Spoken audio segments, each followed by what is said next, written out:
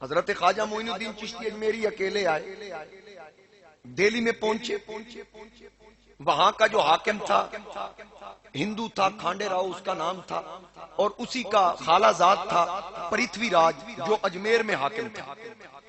سلطان شہاب الدین غوری جب یہاں پر آیا، غزنی پر اس کا قبضہ تھا، سلطان محمود غزنوی نے قبضہ کیا، پھر یہ پنجاب کو فتح کیا۔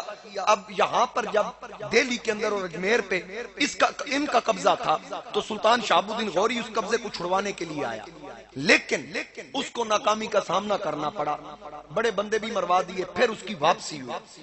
اس کے بعد اس کے اندر یہ شعلہ بھڑکتا رہا، کاش کوئی ایسا موقع آئے کہ میں پھر ان علاقوں میں جاؤں اور اپنا بدلہ لوں۔ یہاں عطائے رسول فی الہند آئے، آپ پہنچے، آتے ہی سب سے پہلے دہلی میں آئے، دہلی سے پھر آپ اجمیر تشریف لائے اور آ کے وہاں بیٹھے جہاں پر راجہ کے اونٹ بیٹھتے تھے۔ ادھر سے اونٹ بھی آ گئے، ادھر خواجہ نے پہلے ہی ڈیرا لگا لیا۔ اب خواجہ کے سامنے جب اونٹ لا کے کھڑے کیے گئے تو پرتھوی راج کے نوکروں نے کہا جی یہاں تو راجہ کے اونٹ بیٹھتے ہیں، آپ یہاں کیوں بیٹھے؟ فرمایا پھر آج کہیں اور بٹھا لو۔ انہوں نے کہا نہیں جی یہاں تو اونٹ ہی بیٹھیں گے۔ فرمایا ٹھیک ہے پھر بٹھاؤ، پھر یہی بیٹھیں گے۔ اور اتنا لفظ کہا پھر یہی بیٹھیں گے، یہ کہہ کر آپ دوسری طرف چلے گئے۔ اب جب اونٹ بیٹھ گئے تو جب صبح ان کو اٹھایا گیا تو اونٹ اٹھتے ہی نہیں، وہ ٹھوکریں مارتے ہیں، ان پہ ڈنڈوں کی ضربیں لگتی ہیں، وہ اٹھتے ہی نہیں ہیں۔ کہا کیوں نہیں اٹھ رہے؟ اب وہ لوگ سمجھ گئے بابے نے رات کہا تھا اونٹ ہی بیٹھن گے، پھر یہ بیٹھن گے۔ اب اس کی زبان سے نکلا، اب تو وہ بیٹھ گئے، کیونکہ ان کا کردار رسول اللہ والا تھا۔ وہ صرف عطائے رسول ہی نہیں تھے بلکہ ابن رسول بھی تھے۔ حضرت خواجہ معین الدین حسنی حسینی نجیب الطرفین سید تھے۔ اب جس وقت حضرت خواجہ معین الدین چشتی اجمیری نے کہہ دیا اونٹ بیٹھ کے، وہ اٹھتے ہی نہیں ہیں، انہوں نے راجہ کو جا کے کہا کہ ہمارے اونٹ اٹھ نہیں رہے، کیوں نہیں اٹھ رہے؟ ایک سیاںا بندہ تھا، اس نے کہا جی وہ بابا جو بیٹھا نا پاس، آپ کو پتہ ہے لوگ اس کے پاس آ رہے ہیں، اس کی زیارت کر رہے ہیں، وہ اس نے کہا تھا اونٹ ہی بیٹھیں گے اور بیٹھیں گے، بس وہ اسی لیے شاید نہیں اٹھے۔ اس نے کہا اچھا اس کا حلیہ کیسا؟ جب حلیہ بتایا گیا اس نے کہا جلدی جاؤ، اس کے ساتھ بحث و تکرار نہ کرنا، بالکل اس کے ساتھ کوئی پھڈا پھیلال نہیں ڈالنا۔ کہا کیوں؟ کہا میری ماں نے، میری ماں ماہر نجوم کی ماہرہ تھی، مجھے اس نے بتایا تھا کہ ایک بابا آئے گا اجمیر میں، اس کا یہ حلیہ ہوگا، وہ سید ہوگا نجیب الطرفین حسنی حسینی، وہ جب یہاں آئے گا اس کے علاوہ تیرا تخت کوئی الٹ نہیں سکتا۔ لہٰذا یہ بات میری ماں نے مجھے پہلے ہی بتا دی تھی، مجھے لگتا ہے یہ بابا ہوئی۔ جاؤ جا کے منت ترلا کرو، بابے کو مناؤ۔ آگے جناب اس کے خدام، انہوں نے کہا بابا جی مہربانی کریں، ہم آپ کے ساتھ اب تکرار نہیں کریں گے، ہمارے اونٹوں کو اٹھا دیں۔ بابا جی نے کہا چلو پھر اٹھ جائیں گے۔ اتنا کہنا تھا کہ اونٹ کھڑے ہوئے۔ اب پہلی نشانی ان کو مل گئی، یہ بابا وہی۔ پھر پرتھوی راج نے جب دیکھا کہ یہ تو کام خراب ہو رہا ہے، ایک گوالا بچیاں چرا رہا ہے، گائے کی بچیاں وہ چرا رہا ہے، وہ بھی راجہ کی تھی، تو خواجہ صاحب نے کہا اس گوالے سے دودھ ہی پلا دو۔ اس نے کہا یہ تو ابھی ان کی عمریں چھوٹی ہیں، بچیاں ہیں، گائے تو ہیں نہیں، ان کے تھنوں میں تو دودھ ہی نہیں ہے۔ فرمایا اجازت تو دے دے، لے ہم خود لیں گے، اجازت تو دے۔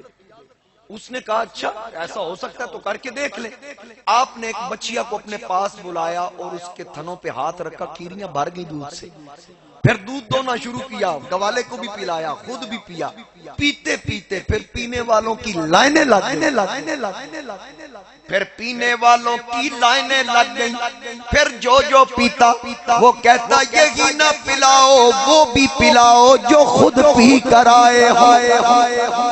یہ کہنے کی دیر تھی جو بھی سامنے آتا خواجہ صاحب دودھ بھی پلاتے، ساتھ فرماتے کوئی غافلہ غفلت چھوڑے ہون واگ اللہ ول موڑے کوئی غافلہ غفلت چھوڑے ہون واگ اللہ ول موڑے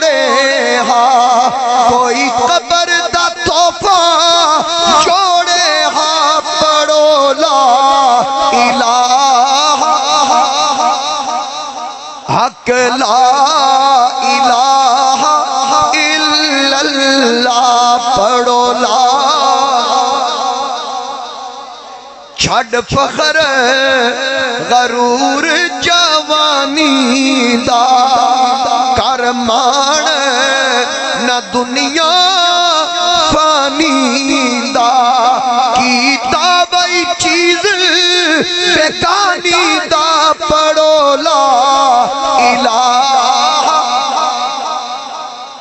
بابا سے بلند پڑھیے لا الہ حق لا۔ اب یہ لوگ جو دین کی خدمت کرنے کے لیے نکلے، جن کی وجہ سے اسلام پھیل رہا ہے، کسی کو تلوار کی نوک پر یا قتل کی دھمکی دے کے کلمہ نہیں پڑھا رہے، میرے نبی کا دین بڑی خوبصورتی کے ساتھ پھیل رہا ہے۔ حضرت خواجہ صاحب کو پتا چلا کہ فلاں علاقے میں مندر ہے، وہاں ہندو پوجا پاٹ کے لیے جاتے ہیں، کثیر تعداد میں ان کا بڑا رش ہوتا ہے۔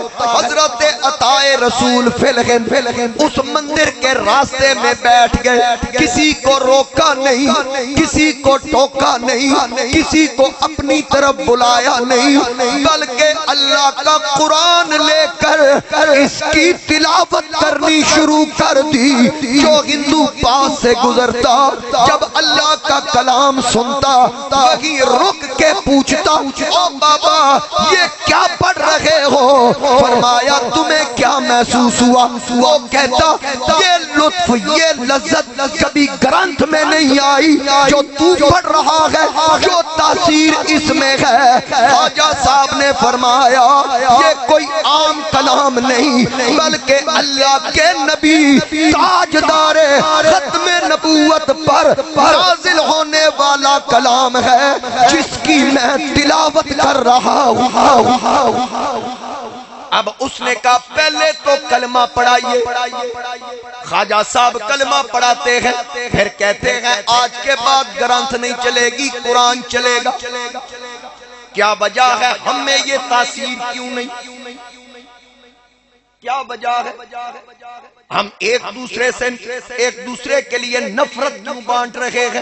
یاد رکھیے قرآن تو آج بھی وہی ہے جو خواجہ معین الدین نے تلاوت کیا، لوگوں کو مسلمان کیا، جو داتا علی حجویری نے تلاوت کیا، جس کلام کی تلاوت حضرت بابا فرید کرتے رہے، جس کی تلاوت مہر علی پیر سیال پیر پٹھان کرتے رہے، آج بھی قرآن وہ ہے، یہ تو بدلا نہیں۔ اگر بدلا ہے تو پڑھنے والا یقیناً بدل گیا۔